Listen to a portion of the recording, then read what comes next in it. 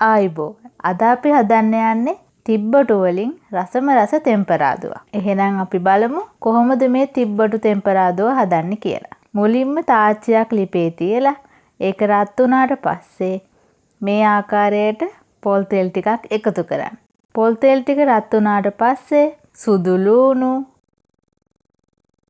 කරපිංචා, කරවල එකතු කරන්න. මේ කරවල වෙනුවට හාල් මැස්සෝ කූනිස්සෝ උනත් එකතු කරන්න පුළුවන්. කරවල වර්ග කන්න නැති කෙනෙක් කරවල යෙදුවේ නැහැයි කියලා ලොකු ප්‍රශ්නයක් නැහැ. දැන් මේ ආකාරයට මේ ටික හොඳින් බැදෙන්න දෙන්න.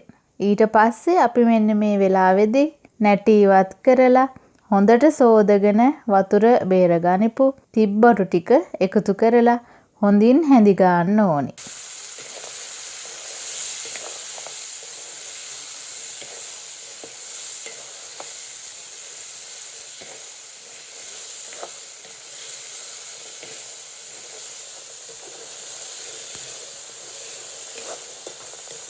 මේ වගේ මේ තිබ්බටු ටිකත් හොඳින් හැඳි ගාමින් එක වෙලාවක් ගියාට පස්සේ අමු මිරිස්, ලියාගත්තු ලොකු ලූණු එකතු කරන්න ඕනි.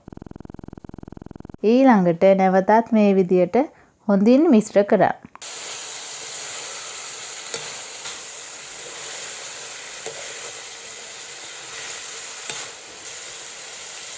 දැන් මේ වෙලාවේදී කහ කුඩු සල්පයක්, ගම්මිරිස් කුඩු අවශ්‍ය ප්‍රමාණයට, මිරිස් කුඩු සල්පයක්, ලුණු කුඩු අවශ්‍ය ප්‍රමාණයට එකතු කරලා හොඳින් හැඳි ගන්න.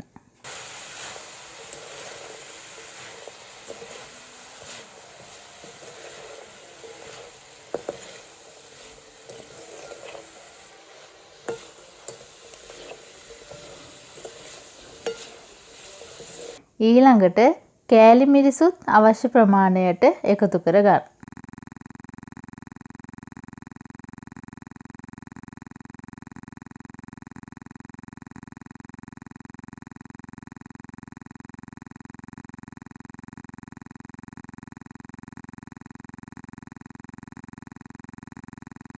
මේ ආකාරයට හොඳින් හැඳි ගාලා මද වේලාවක් මේ විදියට වහලා තියන්න. මද වේලාවකට පස්සේ මේ විදියට නැවතත් පියන ඇරලා හොඳින් හැඳි ගන්න ඕනේ.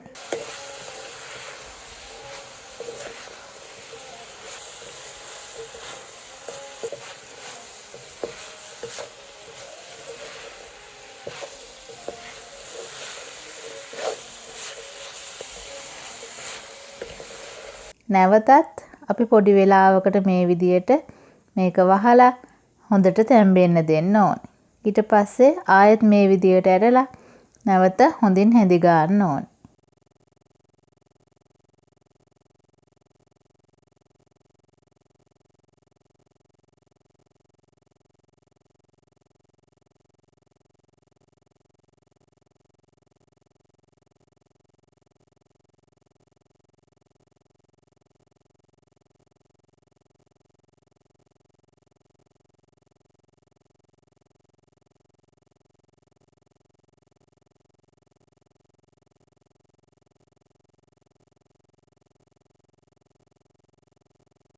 දැන් මේ විදියට මේ තිබ්බටු ටික දැන් තැම්බිලා තියෙන්නේ. මේ තිබ්බටු ගෙඩි හැන්දෙන් මේ ආකාරයට පොඩි කරන්න ඕන. මෙහෙම මේ තිබ්බටු මේ වගේ පොඩි කරාම හොඳට මේ ලුණු ඇඹුල් මේ මිශ්‍රණය තිබ්බටු ගෙඩි ඇතුළට හොඳට උරාගෙන අපේ මේ තෙම්පරාදුව ගොඩාක් රසවත් වෙනවා.